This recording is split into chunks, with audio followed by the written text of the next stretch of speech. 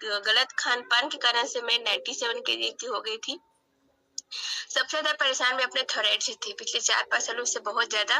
और इस थायराइड की वज़ह से मेरे हाथ-पैर में बहुत ज़्यादा स्वेलिंग रहा करता था ना, उठने-बैठने, चलने-फिरने में बहुत ज़्यादा परेशानी हुआ करती थी।